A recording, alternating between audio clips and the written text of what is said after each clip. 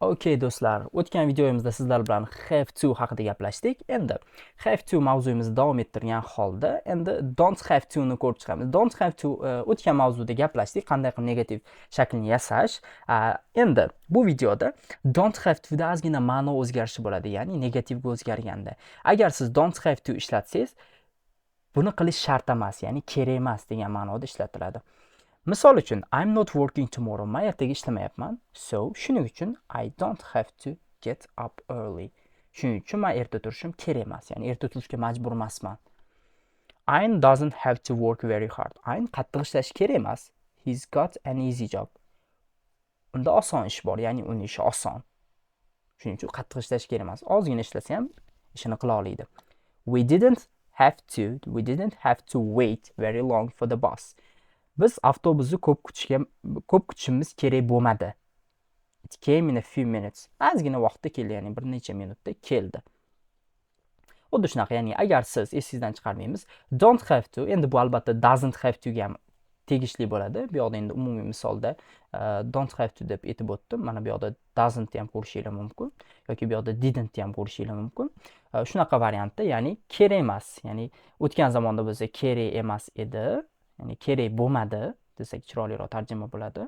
Endi don't have to shart emas, ya'ni kerak emas ma'nosida ishlatiladi. Endi must haqida ham gaplashdik. Must shart degani, have to ham must bilan deyarli bir xil variantda, ya'ni ikkitasi ham ko'proq majburiyatni bildiradi. Endi bu yoqda must bilan have to ni farqi bor. Biz mana must bilan have to ni ishlatishimiz mumkin.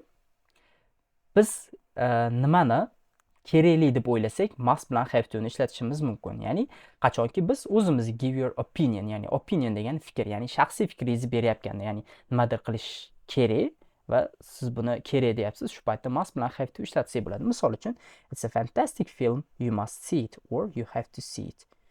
Bu zo'r kino, siz buni ko'rishingiz kerak, siz buni ko'rishingiz kerak, ya'ni ko'rishingiz shart. Ikkitasida ham bir xil tarjima qilsak bo'ladi, ya'ni ma'nosi bir xil.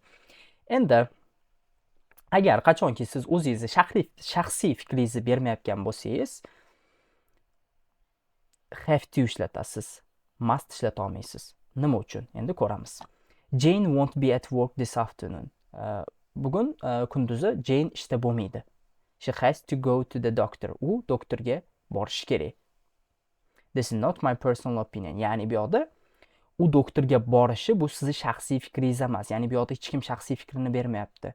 Bu fakt. U doktorga borishi kerak, doktorga borishga majbur. Chunki u deylik joy olib qo'ygan doktordan, navbat olib qo'ygan, xuddi shunaqa.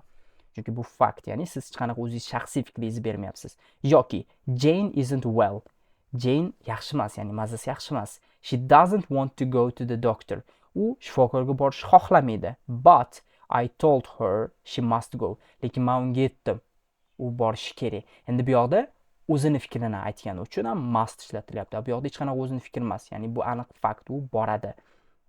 This is my personal opinion. Mana must ishlatilganda bu meni fikrim deyapti. Xuddi shunaqa variantda ishlatamiz.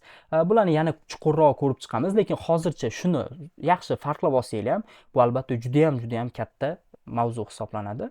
Shuning uchun buni bilib qo'ysanglar, o'sha ancha qismini tushundinglar degan must bilan have to ni.